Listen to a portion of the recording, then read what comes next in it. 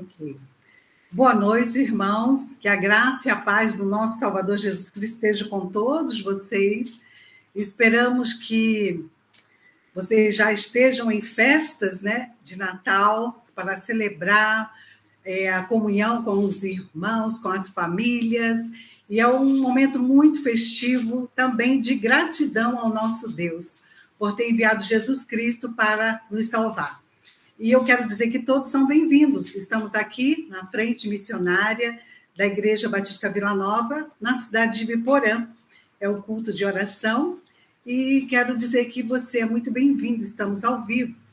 E eu gostaria de estar compartilhando um versículo da Palavra de Deus que é bem propício para esse momento que nós estamos vivendo. Diz assim, em 2 Coríntios 8, o versículo 9. Diz assim: pois conheceis a graça de nosso Senhor Jesus Cristo, que sendo rico, se fez pobre, por amor de vós, para que pela sua pobreza vos tornasses rico. Maravilhoso. Então, Jesus, né, nasceu numa estrebaria, num lugar bem difícil, mas ele se fez pobre por amor a nós, né? Porque Deus enviou o seu único filho para morrer em nosso lugar.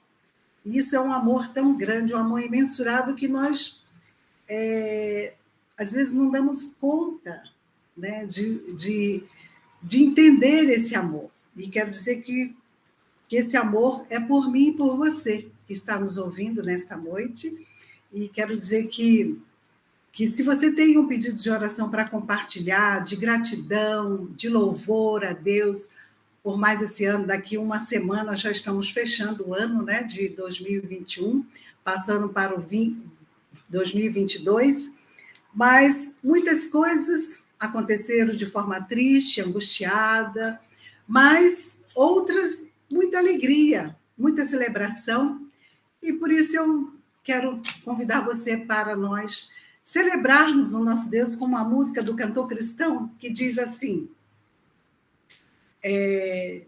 canta que o Salvador chegou, acolhe a terra ao Rei, leia as nações a Ele só, contente vos rendei, ó sim, contente vos rendei.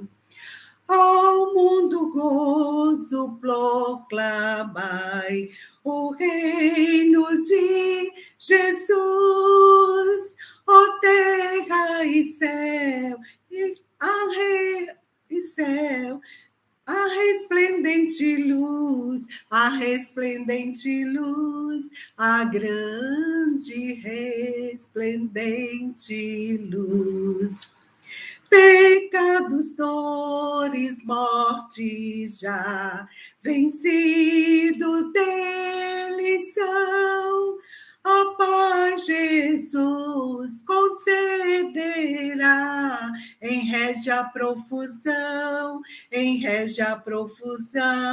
ó sim, em régia profusão.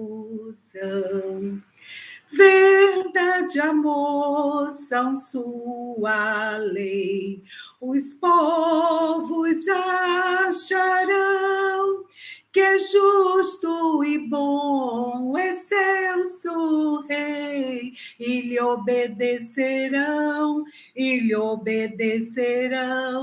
sim, todos lhe obedecerão. Amém? Errei um pouquinho aqui, mas é tudo para o louvor do Senhor. Peço desculpa.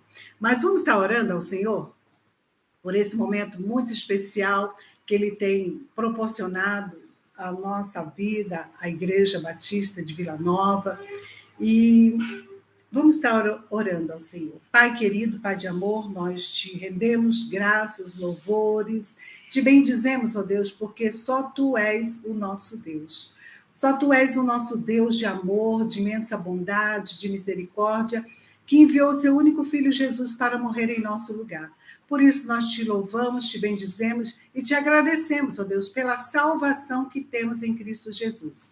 Queremos também te agradecer por essa oportunidade de estarmos proclamando o teu evangelho, anunciando as tuas boas novas, que Jesus nasce em cada coração, ó Deus, das pessoas do mundo inteiro. Aqueles que ainda não te conhecem, que possam abrir os seus corações. Peço que o Senhor esteja visitando a cidade de Biporã, os líderes, toda a liderança política, social, evangélica, e, ó Deus, os nossos irmãos que moram ali também, que o Senhor possa estar, ó Deus, suprindo todas as necessidades, dando sabedoria para o novo ano, para que todos possam, ó Deus, estar desejosos de fazer o melhor, ó Pai, para o seu próximo.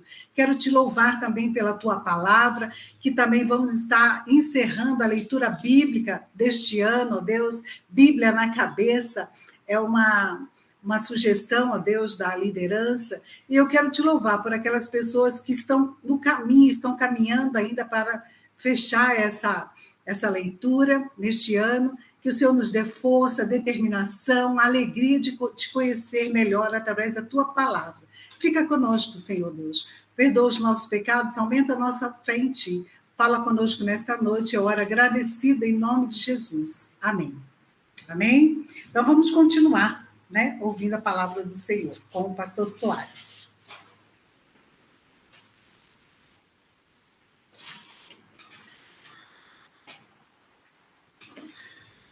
Oi, gente boa, muito boa noite, muito boa tarde, muito bom dia, beleza? Seja o momento que você estiver nos recebendo, nós queremos aí agradecer, né, a sua permissão. É muito bom conversarmos sobre a Bíblia e, por que não, nós estamos no mês de dezembro e como a irmã Miriam já nos antecipou, um hino que fala sobre essa ideia do Natal, mas o final de ano, na realidade, ele acaba agregando muitas outras realidades que nos ajudam nesse processo de cantar, de celebrar, de ter comunhão. Aí entra todo um planejamento pessoal, um planejamento familiar, não é verdade? E espero que você tenha se preparado para isso, porque é um tempo próprio, é um tempo oportuno e é um tempo de festa, não é verdade? E por que não dizer que nesse período do Natal também vem aí aquilo que a gente coloca como um sonho, como esperança, não é verdade? Uma esperança que Deus possa fazer muitas coisas para você no ano que vem. E também você pode também orar ao Senhor numa quarta-feira como hoje, de repente por lamento, né, por ter perdido algum parente e o final de ano acaba ficando aquele vazio, né, mas também por alguma bênção que o Senhor, por graça e amor, tenha permitido chegar na sua vida, na sua casa, no seu trabalho. Isso é muito bom. Falar sobre Natal, gente, é uma proposta assim tão comum, não é verdade? Isso já faz parte do nosso calendário. São 2000 anos de história e isso acaba ficando, de alguma maneira, de uma forma comum, né? Todos os anos nós temos esse encontro que a gente chama o encontro do Natal, e aí a gente tem toda uma forma de celebrar, tem muitos que acabam, nesse período, extrapolando, né? Extrapolam nas compras, extrapolam nas suas economias, e é uma coisa para se pensar também, tudo bem? Mas hoje à noite eu gostaria de trazer para você uma narrativa do nosso irmão Lucas, o médico, e na sua narrativa ele vai trabalhar bem essa pesquisa dele, trabalhando sobre o Natal, as informações que ele traz para nós. Eu gostaria de dividir com você hoje à noite, certo? É uma pesquisa que vale a pena a gente prestar atenção nela, né? E por isso eu quero conversar contigo nessas rápidas, ou nesse rápido momento que a gente fica aqui. Tudo bem? O Lucas era um médico, segundo a história bíblica nos traz essas informações, e ele, como médico, também era um historiador. Eu chamaria ele de um historiador, porque ele gostava de levantamento de dados, ele gostava de informações, e ele era muito criterioso pelo texto que ele escreve nos seus 2 livros, tanto no livro que leva o seu nome, como em Atos dos Apóstolos. Ele é realmente muito organizado, tudo bem? E na sua narrativa, ele vai chamar aqui, nesse tempo do nascimento de Jesus, e ele dá um contexto, né? Ele tem um contexto super interessante, né? E ele fala de um grande desafio, na verdade, né? Um desafio histórico que vai passar por toda essa... por um simbolismo, né? São muitas informações nesse fato que ele narra, que traz informações sobre todo um legado histórico a respeito do Messias, a respeito do Cordeiro de Deus, e agora chega esse momento histórico. Eu quero ler o texto contigo, que está no livro de Lucas, no capítulo 2, né? A partir do verso 1, vai até o verso 7. Vamos ouvir o que ele tem a nos dizer. Naquele tempo, o imperador Augusto mandou uma ordem para todos os povos do império. Aqui é o Império Romano. Todas as pessoas deviam se registrar a fim de ser feita uma contagem, né? A contagem da população. É o que o IBGE faz aqui conosco hoje, né? Quando foi feito esse primeiro recenseamento, Cirênio era governador da Síria. Então, todos foram se registrar, cada um na sua própria cidade. Acompanhe a trajetória da narrativa. Por isso, José foi de Nazaré, da Galileia, para a região da Judéia, a uma cidade chamada Belém, onde tinha nascido o rei Davi. José foi registrar-se lá porque era da descendência de Davi. Levou consigo Maria, com quem tinha casamento contratado. Ela estava grávida.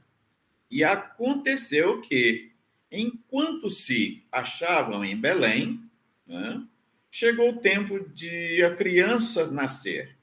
Então Maria deu à luz o seu primeiro filho, enrolou o menino em panos e o deitou numa manjedoura, pois não havia lugar para eles na pensão, ou seja, não tinha espaço.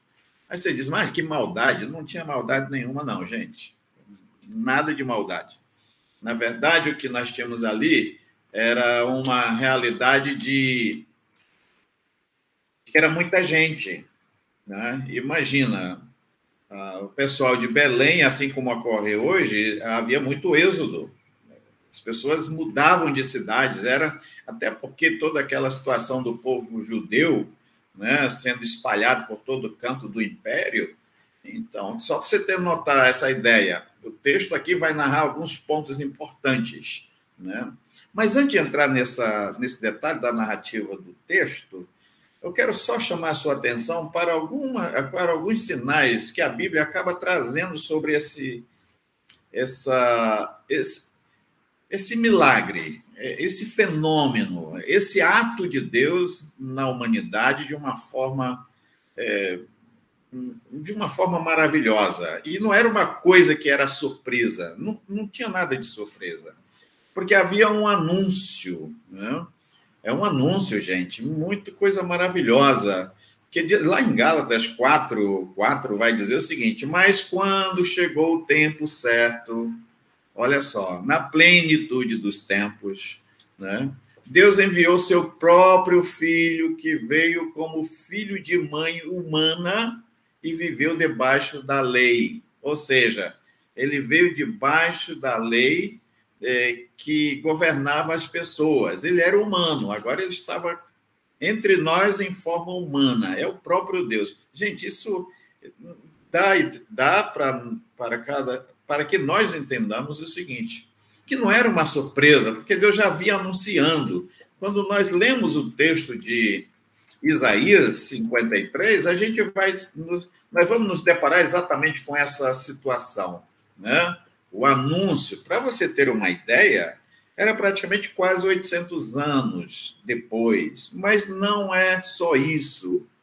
Esse anúncio da presença do Messias, o anúncio da presença do Cristo, o Cordeiro de Deus, entre nós, já foi dado no próprio Gênesis. Está lá. Quando você vai lá no capítulo 3, verso 15, está presente lá. Você vai conseguir compreender do que nós estamos tratando. Tudo bem? Então, hoje eu quero pensar com vocês, a partir dessa narrativa de Lucas, nosso pesquisador, exatamente nessa questão, meus irmãos. Falar sobre o nascimento de Jesus precisa se falar sobre uma narrativa de toda a criação cósmica, porque o nome de Jesus está presente em toda a criação. Não tem como você falar de Jesus apenas nessa ideia do Natal que anualmente nós celebramos. Aí precisa que cada um de nós tenhamos as informações um pouco mais abertas, que eu e você tenhamos essa curiosidade de saber exatamente como é que esse Cordeiro, como é que esse Messias, como é que essa pessoa acaba de uma forma milagrosa, de uma forma inexplicável, né? Imagine você, uma jovem senhorita, né? Que ainda não tinha desposado com nenhum homem, estava namorando e tinha um contrato, aqui no texto diz que tinha um contrato de namoro, verdade. E foi quando Deus procura essa jovem senhorita e comunica que ela seria mãe de um menino chamado Jesus. E que esse menino é gerado de Deus nela. E que o próprio namorado dela não tocasse nela de maneira alguma, né? Olha só que legal. E o namorado também foi contactado por Deus e ele entendeu o plano de Deus e ele acolheu Maria e foram juntos nessa missão até a cidade de Belém. Para você ter uma ideia, eles moravam em Nazaré. Aí você, mas pastor, onde é que fica essa cidade? Na região da Galileia, completamente oposta. É verdade, distante. Mas o fato não é só isso. Por que eles moravam em Nazaré? O que eles estavam fazendo em Nazaré? Porque, na realidade, o próprio José, ele era descendente da tribo de Davi, né? Da descendência de Davi, que é de lá da cidade de Belém, né? Olha só que interessante. E agora eles estão do outro lado, da outra região, lá para a região da Galileia, morando numa das cidades mais pobres da região, que é Nazaré. E tudo isso para a gente compreender do que o próprio Isaías estava tratando na época, 700, 800 anos antes, anunciando a presença de Jesus ou seja, no meio da humanidade. Tá tudo bem? Você pegou essa ideia? Porque lá no capítulo 53 de Isaías vai dizer que Jesus era um homem pobre, né? Você lembra que a irmã Miriam começou a sua reflexão tratando dessa ideia? Exatamente. Então, que ele era um homem pobre, de uma família pobre, e a gente, em vez de chamar isso direto de pobre, já vai chamar de humilde, como se humildade identificasse pobreza. Não é verdade. Humildade é outra situação. Mas, na verdade, ele vem de família pobre. José, carpinteiro, ele, família pobre, Maria, família pobre, mas não era só de família pobre morando em cidade rica, era uma família pobre morando numa cidade pobre, a mais pobre, Nazaré, periferia. Agora, presta atenção nisso, gente. Graças a essa relação, para dizer que Jesus era um Messias que vinha de forma humilde. A Bíblia diz que nós não dávamos um crédito para ele, porque ele era um homem que não era muito bem visto. ele não tinha beleza, ele não tinha riqueza, ele não era influente, ele era só um homem comum, como eu e você, uma pessoa, melhor dizendo, ele era uma pessoa comum, como eu e você, como nós, tudo bem? Então, essa narrativa, para a gente ter esse entendimento, é preciso olhar pelo retrovisor. A gente tem que olhar pelo retrovisor para compreender a narrativa da promessa, para compreender a narrativa dos fenômenos através da história, onde Deus vai dizendo escreve, onde Deus vai dizendo narra, onde Deus vai dizendo transmite às gerações futuras para que todos tomem conhecimento e saibam que eu amo a minha criação. Tudo bem? Então, isso é fundamental para nós. Aí, através desse texto, dessa narrativa, por isso a Bíblia fala da plenitude dos tempos, né? Eu gosto dessa fala de Paulo lá em Gálatas.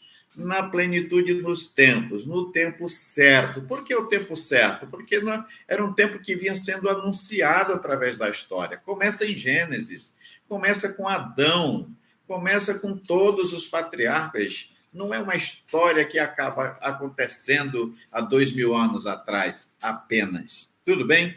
Você pegou essa ideia? Beleza. Então, por isso a Bíblia fala sobre a plenitude dos tempos, sobre o tempo próprio, sobre o tempo de Deus. Chegou a hora. E aí vem toda essa narrativa, né? O nascimento de Jesus, nesse caso, faz parte de uma narrativa que alcança a criação toda. João tem essa ideia maravilhosa. Ele falando sobre Jesus, ele disse, ele é antes do princípio, ele estava presente na criação, ele está presente na redenção e que está presente também na redenção. Olha só que bacana, na sua totalidade, na sua globalização, ok? É o cosmo, ele está presente na criação do cosmo, ele está presente na redenção do cosmo, ele está presente na redenção, olha só. E também na consumação de tudo isso. Por isso, Jesus, quando vem e é anunciado pelo profeta Isaías, Lucas vai pegar essa ideia e vai narrar exatamente como uma resposta. Tudo ligado, tudo de acordo. O tempo próprio chegou. Agora é o tempo da revelação especial. Até então, toda a revelação de Deus através dos atos históricos foi de maneira não totalmente entendível, é como se fosse uma sombra, né?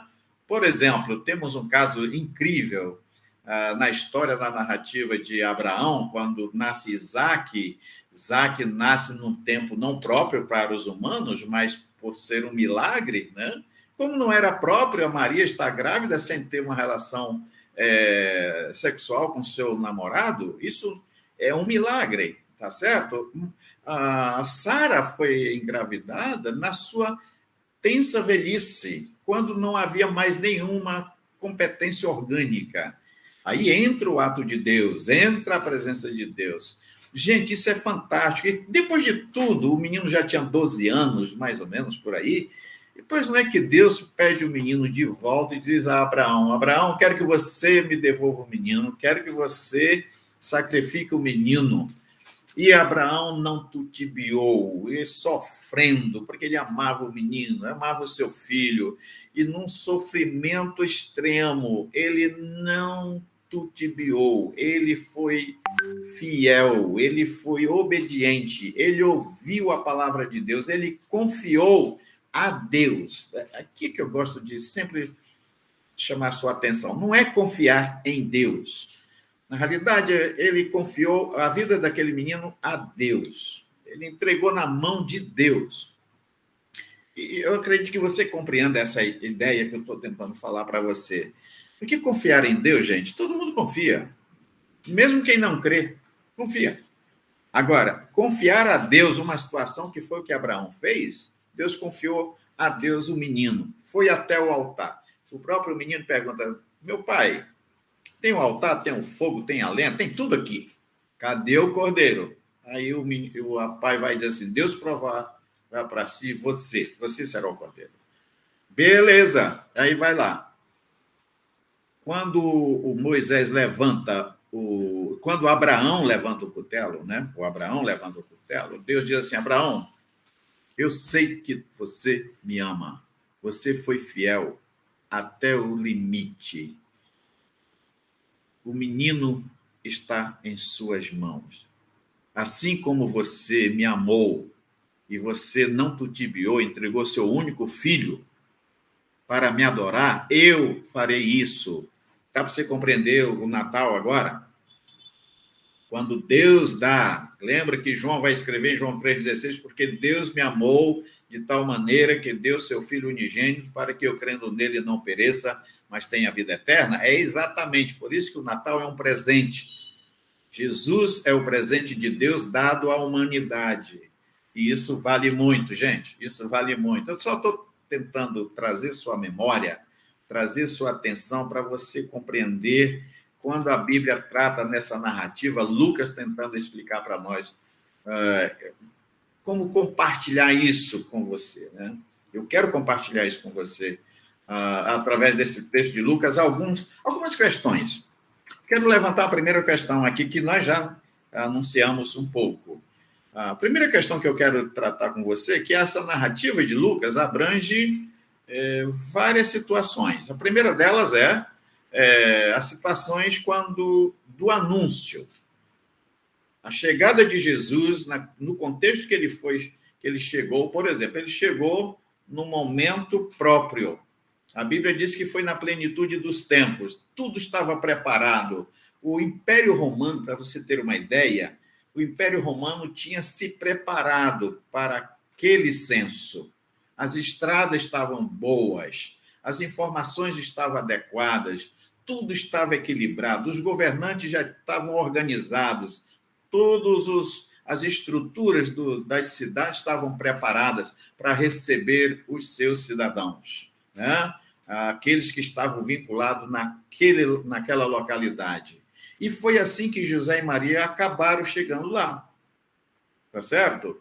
E o que é interessante é que, ao chegar lá, eles já não tinham mais espaço nas hospedarias. Né? Não tinha mais espaço, era muita gente.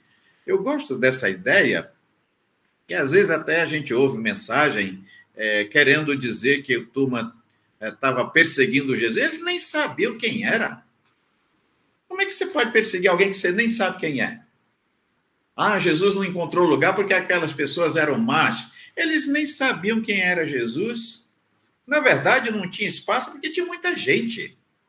É só você olhar aqui para a nossa região, quando tem essas grandes festas, a nossa universidade aqui, quando está fazendo vestibular, não tem espaço para todo mundo. Se espalha a gente aqui por toda a região para poder dormir. Então, a primeira narrativa que eu quero deixar desse texto é um olhar para a promessa de Deus. Isso é fundamental.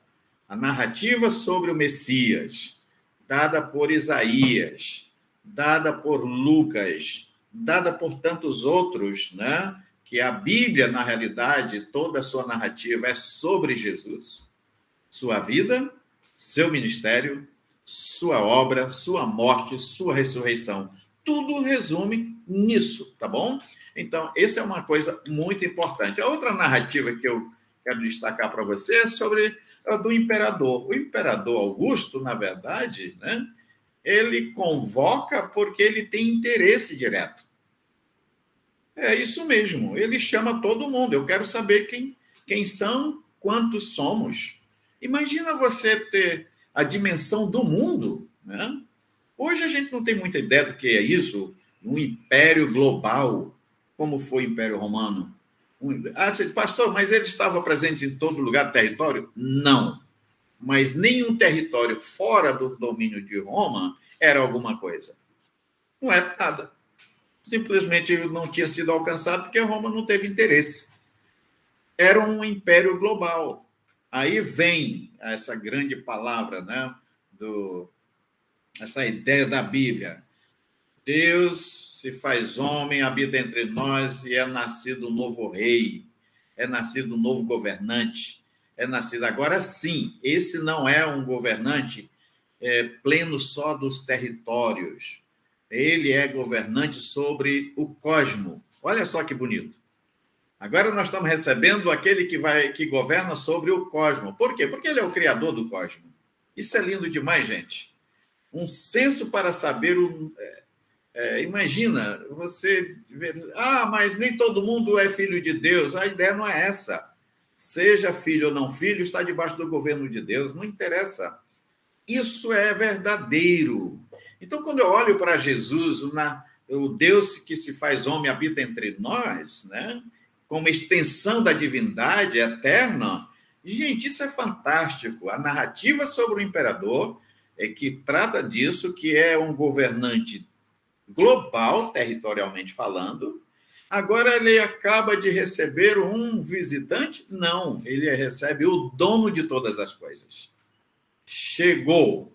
O reino de Deus foi estabelecido. Chegou, está entre nós, mas não só entre nós. O reino de Deus agora está em nós. Em nós porque está dentro de nós? Não, está em nós porque nós fomos atraídos a ele, entendeu? Ele nos tomou, tá certo? Isso mesmo, agora está dado essa verdade. Então, a presença de Jesus acaba provocando alguns tumultos nesse sentido, tá? E para fechar essa minha reflexão com você, para nós estarmos orando, eu ainda quero deixar uma outra fala interessante aqui sobre essas narrativas. A narrativa sobre o casal, José e Maria.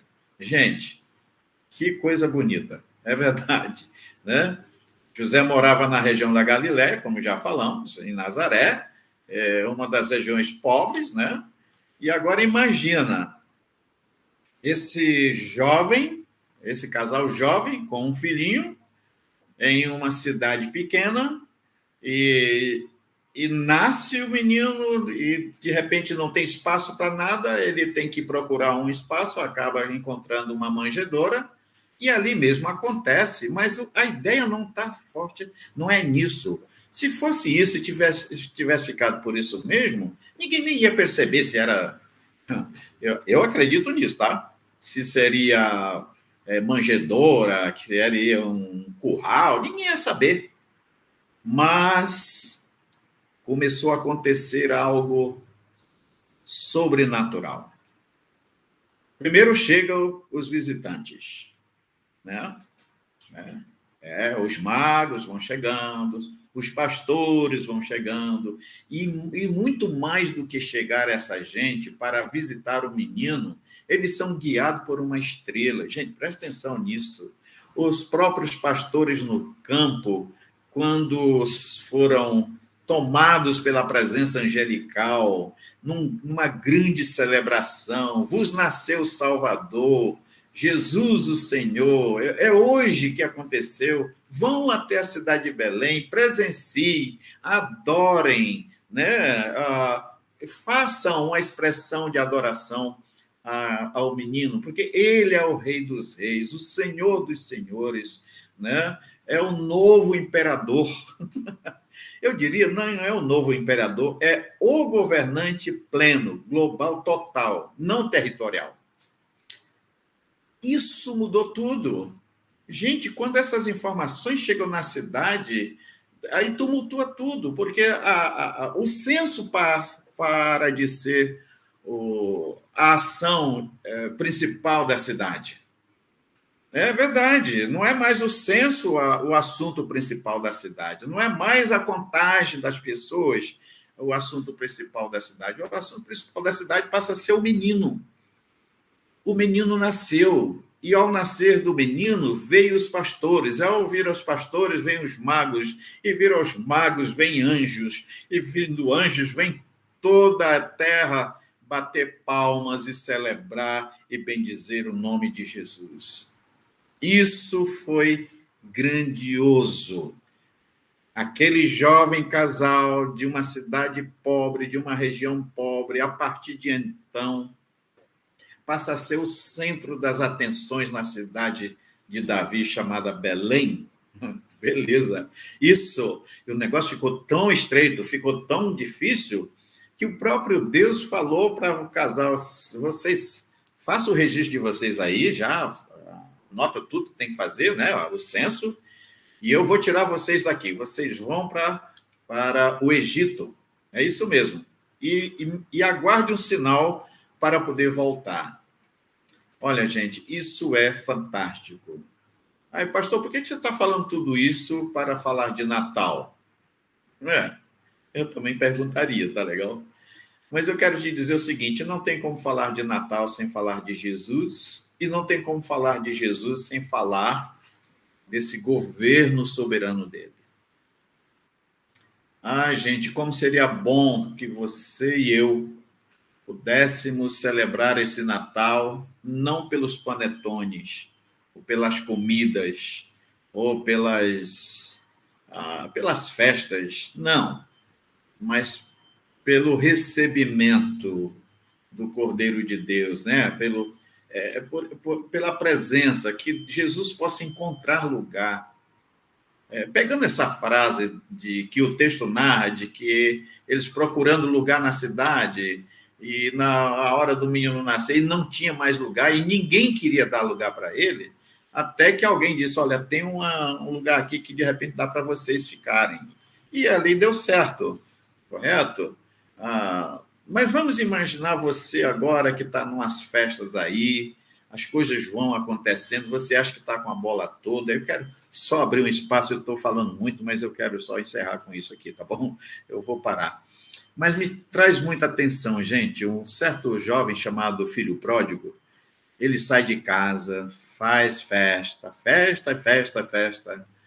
e depois que acaba o seu dinheiro, que acaba o seu patrimônio, que acaba a sua riqueza, sabe o que acontece? Ele perde tudo.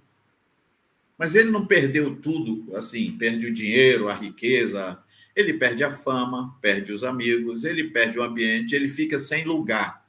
E você sabe qual foi o lugar que deram para ele? Um chiqueiro. Olha só que legal. Para Jesus deram um curral. Deram um curral.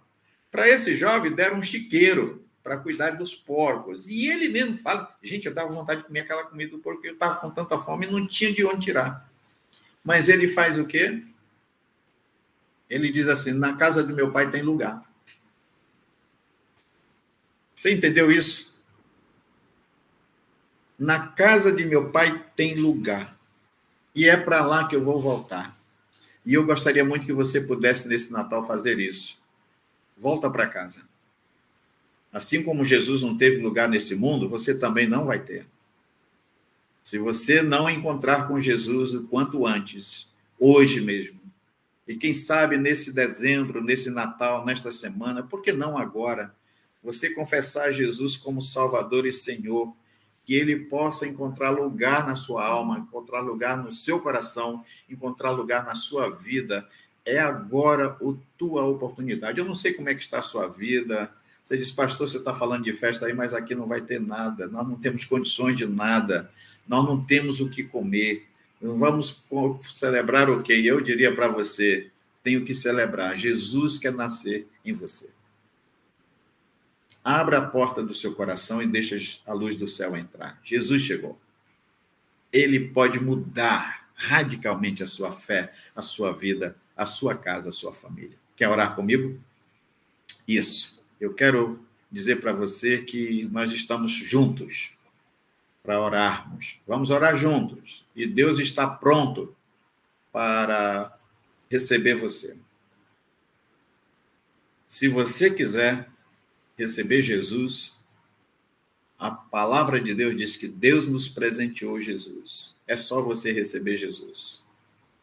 Isso vale. E vale muito. Tudo bem? Vamos orar? Queremos orar por nossa cidade de Ibiporã. Que essas festas de Ibiporã possam ser festa de arrependimento, de reconciliação com Deus. Muito mais do que comida, muito mais do que bebida, muito mais do que essa comunhão familiar. Que haja uma comunhão com o Criador, aquele que veio buscar e salvar você e eu. Tudo bem? Vamos orar? Amado Deus, te adoramos por toda a graça e amor do Senhor. Rogamos em nome de Jesus, agradecido pelo presente eterno, que é o Senhor mesmo em forma de gente, que habitou e nos alcança com teu amor de forma transformadora. Queremos te agradecer por Jesus Cristo, que nos amou e nos substituiu naquela morte, e morte de cruz. Nós queremos te louvar, Senhor, pelo poder do Espírito Santo que gerou Jesus, pelo poder do Espírito Santo que manteve a honra de José e Maria, pelo poder do Espírito Santo que preservou a vida de Jesus em todo o trânsito nessa terra. Queremos te agradecer pelo mover do teu Espírito que nos dá entendimento sobre toda essa obra da salvação. Nós oramos assim no nome de Jesus, hoje e sempre. Amém. Amém. Olha, gente, essa é a ideia. Eu quero deixar um abraço para você, que você celebre esse Natal, você, sua família. Pastor, não tenho família, junte-se a alguém, aproxime-se de alguém. Não é rico ou pobre, não interessa se é rico ou pobre, aproxime-se de alguém e fale sobre Jesus. Jesus não nasceu no palácio, Jesus nasceu onde você está. Jesus nasceu onde você está, tá certo? Podemos contar contigo? Ok. Quero deixar um abraço aí para a nossa equipe pastoral de BV Nova, Londrina, pastor Edinaldo e todos os demais. Nosso grande abraço e que vocês estejam muito bem nesse Natal. Tudo bem? Aos nossos irmãos em Ibiporã, a nossa cidade, cada um, tá bom? E quero aqui deixar um abraço bem chegado para a família do Júnior e a Nath, que tem sido um parceiro legal aí nessa trajetória. Tudo bem? Então fica aí, gente, um meu abraço para vocês. E você que nos acompanha, que Deus te guarde, sobre você continue levantando o seu rosto. Um grande abraço, em nome de Jesus, amém. É isso aí, Júnior Sam, chegamos ao fim.